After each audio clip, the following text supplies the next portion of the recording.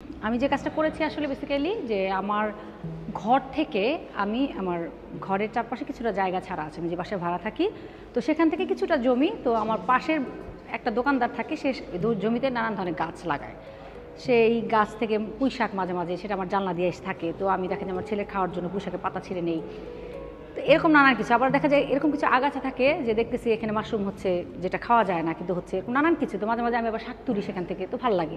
ওই ফার্ম থেকে আমার একটা গাছ ছিল খুব মোটামুটি বড়, চালের সাথে এবং আমার জানলার সাথে, ওখান থেকে আমি পুঁই পাতা ছিঁড়তাম। ওটা এক সময় যখন মারা যায়, মানে একদম শুকায় কিছু শেকড়ের মতো ডাল, এবং ওর কিছু কিছু মানে ওই ফর্মটা আমাকে ইন্সপায়ারেশন করে আমার এই কাজটার জন্য।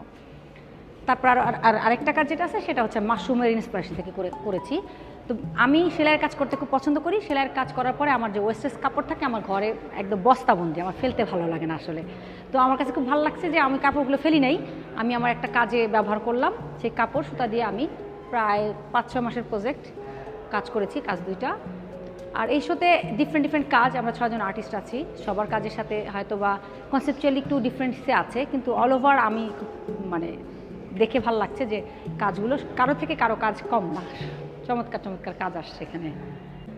এইটা আসলে আমি শুরু করেছিলাম 2018 সালে একটা পারফরমেন্সের মধ্যে দিয়ে, সুতা দিয়ে আমি একটা পারফরমেন্স করেছিলাম সুন্দরবনের উপর ডিপেন্ড করে, শ্বাসমূল বানিয়েছিলাম।